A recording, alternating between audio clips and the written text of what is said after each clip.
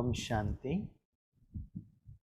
आज के वरदान, बाप दादा के वरदान अपने बच्चों के प्रति। डेट 26 अप्रैल 2022। वरदान है बेहद के संपूर्ण अधिकार के निश्चय और रूहानी रशे में रहने वाले सर्वश्रेष्ठ संपत्तिवान भव। बेहद के संपूर्ण अधिकार के निश्चय और रूहानी नशे में रहने वाले सर्वश्रेष्ठ संपत्तिवान भव। बाबा हम बच्चों को सर्वश्रेष्ठ और संपत्तिवान बनाना चाहता है, लेकिन सर्वश्रेष्ठ संपत्तिवान कब बन सकते हैं? जिनके पास संपत्ति है वो खुद के लिए यूज़ करेगा, अपने परिवार के लिए यूज़ करेगा, उनको संपत्तिवान नहीं कहते हैं। जिनके पास संपत्ति है, जितना अनेक आत्माओं के कल्याण के लिए दान करेंगे, अच्छाई के लिए सेवा करेंगे, उससे उन आत्माओं को दुनिया का कल्याण होगा, तो उनको कहते हैं संपत्तिवान। तो बाबा कहते हैं बच्चे आप सर्वश्रेष्ठ हो। क्यों? क्योंकि दुनिया वाले जो दान देते हैं ना, मनुष्यात्मा मनुष्यात्माओं को देते हैं। उसमें भी स्पेशली वो जो दान देते हैं ना, आत्माओं का शरीर के लिए देते हैं। भोजन दे दो, पैसा दे दो, कपड़ा दे दो, मेडिसिन्स दे दो, स्कूल के लिए फीस दे दो, टेम्पल बनाने के लिए डोनेशन दे दो। जो भी देते थोड़े लोगों के लिए, तन के लिए देते हैं। लेकिन आप इतना सर्वश्रेष्ठ हो, वर्तमान समय में तीनों लोगों को दे रहे हो, और चैतन्य चीज और जड़ चीज सभी को दे रहे हो। वास्तविकता तो ये है, दे रहा है बाबा, लेकिन हम तो सिर्फ साधन है। लेकिन आपका सोच और संकल्प ऐसा सर्वश्रेष्ठ रहना चाहिए।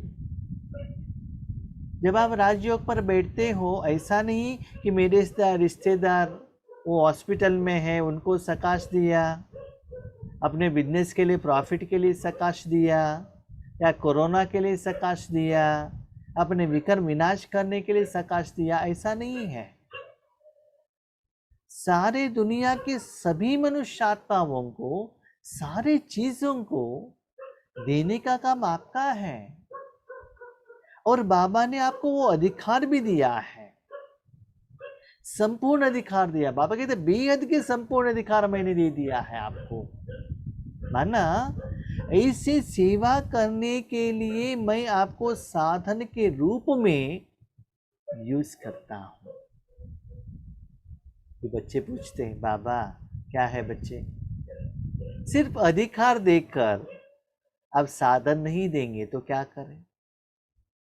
ऐसे लौकिक में क्या होता है ना, अधिकार देने के बाद हमको व्हीकल भी दे दो ना, ड्राइवर भी दे दो ना, बिल्डिंग भी दे दो ना, इक्विवेलेंट सैलरी भी दे दो ना, अधिकार के साथ पोस्ट पोजीशन, नाम मान शान धन दौलत सब तो दे दो ना। सिर्फ अधिकार देकर क्या करने का? हमको तो सिखाते हो, बताते हो सतयुग में वो मिलेगा, यहाँ मिलेगा, कौन जानते हैं क्या मिलता है? क्योंकि मुरली में कहते हो आप ही लोग प्रजा बनते हैं। आज के मुरली में कहा था ना बाबा ने, ठीक से पुरुषार्थ नहीं करेंगे तो क्या हो जाएगा? आप वहाँ सेवक बन जाएंगे, किसको मालूम आगे क्या बनता है। तो अभी क्या मिलता है ये बताइए। क्योंकि हम लोग क्या करते हैं ना, इतना राजयोग में जाते हैं, बाबा वही पुराना घर है, वही पुराना कपड़ा है, मुझे इम्प्रूवमेंट से नहीं हो रहा है, न धन है, न नाम है, न मान है, न शान है, कहाँ दिख रहा है। बाबा कहते हैं बच्चे देखो, जितना निराकारी रूहानी दान करने के लिए अधिकार से, विश्वास से, निश्चय से पुरुषार्थ और सेवा करते हो, उसके आधार पर निराकारी रूहानी नशा बढ़ता है। स्थूल चीज नहीं, स्थूल संबंधी नहीं, रूहानी अंदर का आत्मिक नशा बढ़ेगा। इतना मस्त और खुशी रहेंगे, क्योंकि आपने रूहानी दिया, रूहानी संपत्ति मिलेगा ना, अविनाशी है। तो बाबा पूछता है बच्चों को, बच्चे देखो, इस जो सेवा के बदले में आपने बिल्डिंग ले लिया, कार ले लिया, ठीक है, बच्चे कितना दिन रहेगा? 10 साल 15 साल है ना, उसके बाद तो विनाश होने वाला है ना। तो आपका जो भी पैसा है खाली हो गया ना। क्या गारंटी है 14 साल तक रहेगा? 2 साल में भी वो बिल्डिंग गिर सकता है। आज देख रहे हो युद्ध ऐसा हो रहा है। नहीं तो 2 साल के बाद आप ही इस शरीर को त्याग कर जा सकते हो। हाँ, मैं अभी त्याग कर जा रहा हूँ, जो पैसा है ना वो मैं वापस लेकर जाता हूँ, हो सकता है क्या? नहीं है ना। इसीलिए जो परमानेंट आपके साथ में रहने वाला है, 84 जन्म में रहने वाला है, रूहानी खुशी, रूहानी प्यार, रूहानी शक्ति, रूहानी अधिकार, इसका अनुभवी बनो। इसलिए बाबा कहते हैं जितना बेहद का संपूर्ण अधिकार को आप यूज करेंगे, उस आधार पर पुरुषार्थ और सेवा करेंगे, विश्व कल्याण करेंगे, उतना अंदर से आत्मिक नशा बढ़ता ही जाएगा। तो इसे सर्वश्रेष्ठ सेवा के लिए बाबा आपको यूज करेगा, तो वो संपत्ति को आप यूज करते जाएंगे। बाबा पूछता है बच्चे, जो करोड़पति है वो 10 केजी खा सकता है क्या? और गरीब वाला 100 ग्राम खा सकता है क्या? नहीं है ना। जो भी खाने वाले उतना ही खाते हैं। सच्चाई तो ये है, गरीब वाले तो बहुत ज़्यादा खाते हैं। क्यों? शरीर को भी उतना ही काम देते हैं, हजम हो जाता है, भोजन खा लेते हैं। जो संपत्ति वाले बैठते बैठते चिंता करते करते, शुगर बीपी, ये मत खाओ वो मत खाओ, ये खाएंगे तो ऐसा होगा, वो खाएंगे तो ऐसा हो जाएगा। रात का नींद संपत्ति वालों को ज्यादा अच्छा नींद आएगा क्या? जिनके पास पैसा नहीं है उनको नींद कम आता है क्या? देखो, डे टू डे कर्म करने वाले जो दारू पीकर रोड के बाजू में सो जाते हैं, कितना भी व्हीकल का साउंड हो, कुछ भी होता नहीं उनको। और संपत्ति वालों को सोने के लिए नींद का गोली लेना पड़ रहा है आज, क्योंकि टेंशन है। क्या करें? इसलिए बच्चे, ये सभी सच्चा सुख नहीं है, ये सभी शो है, माया का पाप है। रूहानी नशा है ना, रूहानी खुशी है ना, वो है सच्चाई है। इसलिए चेक करो एक दिन में कितना आप बेहद के सेवा में अपने तन मन को रख रहे हो, और कितना आपका अंदर का जो नशा कितना बढ़ रहा है।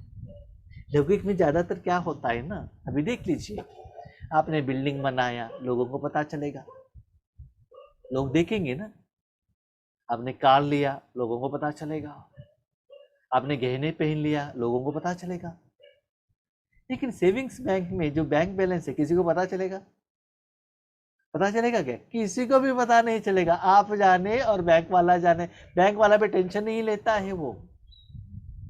तो जब अर्जेंसी इमरजेंसी में वो सेविंग्स बैंक का अकाउंट ही आपको काम पर आएगा, क्योंकि जब अर्जेंसी में आप बिल्डिंग बेच नहीं सकते हैं, गहने बेच नहीं सकते हैं।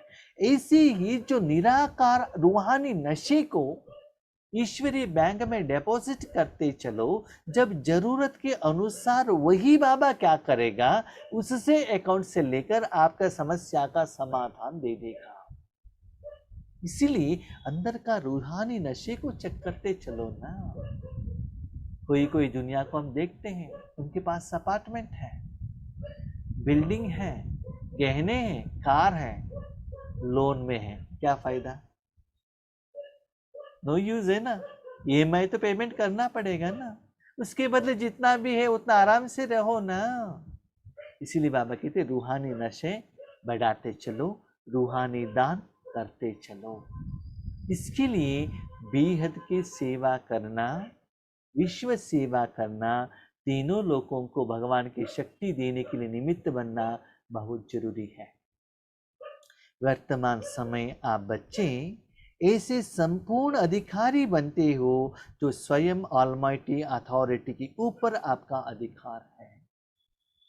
इतना आप अच्छा काम करते हो, बाबा का बात सुनते हो, श्रीमत लेते हो, बाबा का जैसा सोच है, चिंतन है, जितना उनका काम करते ही जाते हो ना, तो बाबा उनको आपको इतना अधिकार दे देता है कि बाबा के ऊपर अधिकार चला सकते हो। सच्चा क्या है जानते हो? विश्व के ऊपर अधिकार चलाना कोई बड़ी बात नहीं है, लेकिन बाप के ऊपर अधिकार चलाना है ना, वो महान है कि बाप आपका बात सुने।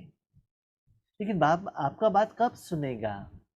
बाप का सोच आपका सोच इक्वलेंट होगा, समान होगा, बाप का जो चाहना है वही आपका होगा, तब बाप आपका बात मानेगा। सिंपल।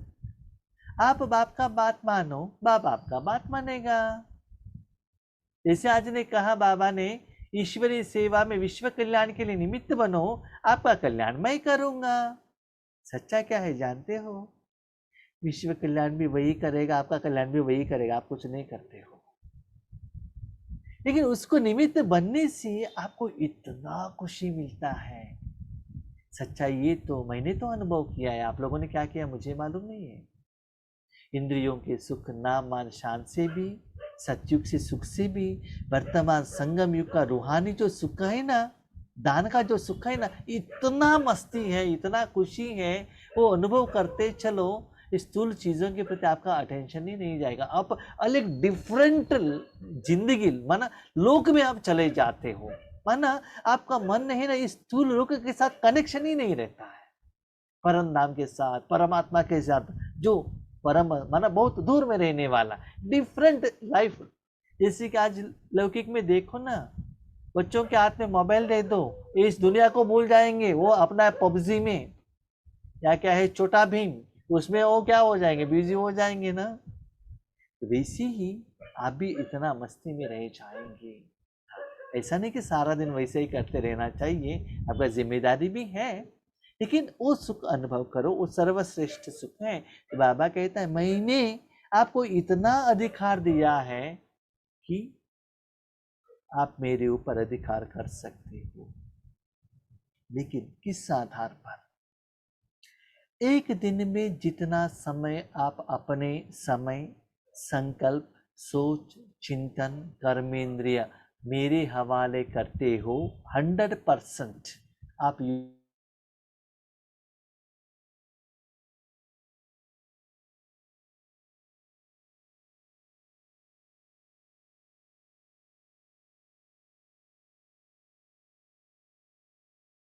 ओम शांति। तो बाबा ने हमको तो अधिकार दे दिया, तो बच्चे पूछते हैं बाबा आपने अधिकार कैसे दिया है, थोड़ा एक्सप्लेन तो कीजिए ना। तो अधिकार दे दिया तो इसका मतलब हम जो कहेंगे वो आप कर देंगे क्या? मैं कल 1 करोड़ रुपए पूछ लेता हूं, आप दे देंगे क्या? मेरा सब कुछ बात आप सुन लेंगे क्या? मैं जैसा कहता हूं आप करेंगे क्या? उसके लिए बाबा ने क्लैरिफिकेशन दिया है, बच्चे अधिकार माना परमात्मा अधिकारी बच्चे सर्व संबंधों का और सर्व संपत्ति का अधिकार प्राप्त कर लेते हैं। हर संबंध आप भगवान के साथ रख सकते हो, माता पिता, भाई बहन, टीचर, सदगुरु, फ्रेंड, कोई भी संबंध रख सकते हो, कभी भी समय के अनुसार आप बाबा को यूज कर सकते हो। एक है नंबर वन, ये है नंबर 1 अधिकार। दूसरा है बाबा का जो संपत्ति है सब आप यूज कर सकते हो, लेकिन ईश्वरी सेवा के लिए, तीनों लोगों को सेवे के लिए, याद रखिएगा, रूहानी सेवा के लिए, अपने तन की सेवा के लिए नहीं, स्वार्थ के लिए नहीं, इसके लिए यूज करना है। सर्व संपत्ति मैं दे देता हूं, लेकिन लोगों के लिए, देने के लिए, खुद के लिए नहीं। मेरा बिजनेस ऐसा अच्छा करके दे दो, ऐसा नहीं, स्थूल के लिए नहीं। तो एक सर्व संबंध और सर्व संपत्ति और बाबा ये भी कहता है सर्व संबंध और सर्व संपत्ति अपने से भी ज्यादा अपने भाई बहनों के लिए यूज करो। क्यों? अभी देखिए, शिव बाबा और ब्रह्मा बाबा अपने पास जो संपत्ति है खुद के लिए ज्यादा यूज करते हैं कि हम बच्चों के लिए ज्यादा देते हैं?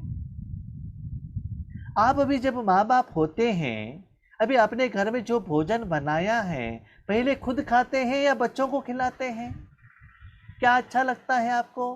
खुद खाना अच्छा लगता है कि उन लोगों को खिलाना अच्छा लगता है? वो लोग खुश होंगे तब आप खुश होंगे, या उनको चुपचाप बिठा के आप खाते रहेंगे तो आपको अच्छा लगेगा? जब तन का माँ बाप को इतना प्यार है, इतना मोह है, तो रूहानी बाप को इतना प्यार नहीं रह सकता है क्या? तो बाप समान बनना है तो सबको दे दो ना, संपत्ति दे दो ना, उनको देने में से ही आपको मिल जाएगा। और ये बाबा कहता है बच्चे उनको देने के बाद आपको जितना चाहिए वो मैं दे देता हूँ। और ये भी बाबा कहता है बच्चे गरीब बच्चे ही मेरा बच्चे बन जाते हैं, पैसे वाले नहीं बनते हैं। क्योंकि पैसा साधन व्यक्ति ज़्यादा हो जाएगा ना, आपको उनकी तरफ अटेंशन रखना पड़ेगा। बिजनेस ज़्यादा है, लोग ज़्यादा है, चीज़ ज़्यादा है, बिल्डिंग ज़्यादा है, तो आत्मा और मन का शक्ति उसमें भी रखना पड़ेगा ना। तो परमात्मा के साथ रखने के लिए आपके पास टाइम नहीं रहता है। इसीलिए जब आप सब कुछ बाबा को दे देते हो ना, आपको जितना चाहिए बाबा जानता है, समय के अनुसार उतना ही देता है। सच्चाई तो ये है, वर्तमान समय में तन के लिए जितना कम चाहिए उतना करो, जितना कम चाहिए उतना करो, क्योंकि ज़्यादा टेंशन नहीं रहता है। ज़्यादा आपका होगा ना, उसमें समय, संकल्प, शक्ति सब कुछ इन्वेस्टमेंट करना पड़ता है। आपके पास बहुत कम है तो क्या होगा? फॉर एग्जांपल सोच लीजिए, हम जहाँ भी जाते हैं कहते हैं ब्रह्मा भोजन में सिंपल राइस सांभर एक सब्जी बनाओ। ज़्यादा बनाना है तो उतना आइटम लेकर आओ, वो बनाओ, समय, संकल्प, धन कितना वेस्ट होगा, समय कितना निकल जाएगा, है ना? ऐसे ही आपको जितना सिंपल होंगे आपके पास ज़्यादा समय रहेगा ईश्वरीय सेवा करने के लिए, रूहानी सेवा करने के लिए, तपस्या करने के लिए, पुरुषार्थ करने के लिए। जितना आपके पास इच्छा होगा ना, क्या इच्छा है भाई जी? क्या है, कार लेकर 6 साल हो गया, तो कार अच्छा है तो नया कार चाहिए। जब ये नया स्टार्ट हो गए ना, सब कुछ स्टार्ट हो जाएगा। कहाँ लोन लेना है, किस गाड़ी लेना है, क्या, ये तो एग्जाम्पल है। तो जितना दिया है ना उसमें खुश रहो ना। नया कार लिया तो भी 4+1 ही है, पुराना है तो भी 4+1 ही है, डिफरेंस क्या है? वही है ना। ये तो एग्जाम्पल है, ठीक है? तो जितना बाबा ने दिया है उसमें खुश रहो ना। इस समय ही बाप द्वारा सर्वश्रेष्ठ संपत्ति भव का वरदान मिलता है। याद रखिएगा, बाबा का बच्चा बनने के बाद मैंने बहुत बड़ा बिल्डिंग बनाया, ये संपत्ति नहीं है। बाबा ने मुझे कार दिलाया, ये संपत्ति नहीं है। बाबा का बच्चा बनने के बाद मैंने आधा केजी गोल्ड ले लिया और लक्ष्मी के फोटो निकाल दिया, ये संपत्ति नहीं है। संपत्ति क्या है? आपका मन कितना खुश है, मन को कितना सुंदर बनाया है, मन को कितना सजावट किया है, आत्मा को कितना क्लीन किया है, रूहानी शक्ति कितना दान किया है, वो संपत्ति को देखो ना। जिस्मानी क्या है, कभी भी मिल सकता है, अंतिम समय में आपके आगे वो विनाश होने वाला है, सच्चा नहीं है। मोह है, अभी भी चाहिए चाहिए करके इतना इच्छा, इतना टेंशन चला जाता है। घर में गोल्ड है तो कोई चोर आएगा, तो बैंक में रखते थे, बैंक में बम गिर गया तो आएगा ना। तो आपका शांति कौन लूट कर लेकर जाएगा? खुशी कौन लूट कर लेकर जाएगा? बताइए, कोई लेकर जा सकता है क्या? नहीं है ना। जितना भी देते वो उतना ज्यादा होगा ना। हम अपने पास बैंक बैलेंस रखते हैं, किसी को दे देंगे तो हमारे अंतिम काल में हमारे पास पैसा नहीं है तो, क्योंकि वो कम हो जाएगा ना, लेकिन ये तो बढ़ता ही जाएगा। ये तो सच्चाई तो जान लो ना। तो सर्वश्रेष्ठ संपत्ति भाव, सर्वश्रेष्ठ संपत्ति भाव कैसे होता है? भगवान की शक्ति सारे लोगों को दे दो, तब आपको कहते हैं संपत्तिवान। अपने नाम पर रखेंगे, मेरा जायदाद है, मेरा बिल्डिंग है, इसको सर्व संपत्तिवान नहीं कहते हैं। देखिए भगवान को लोग क्यों पूजा करते हैं? दाता है वो, लेवता नहीं। ब्रह्मा बाबा को क्यों रिस्पेक्ट देते हैं? दाता है, देता है। तो बाप समान बनो ना। आपके पास सर्व गुणों की, सर्व शक्तियों की और सर्व श्रेष्ठ ज्ञान की अविनाशी संपत्ति है, इसलिए आप जैसा संपत्तिवान और कोई नहीं है।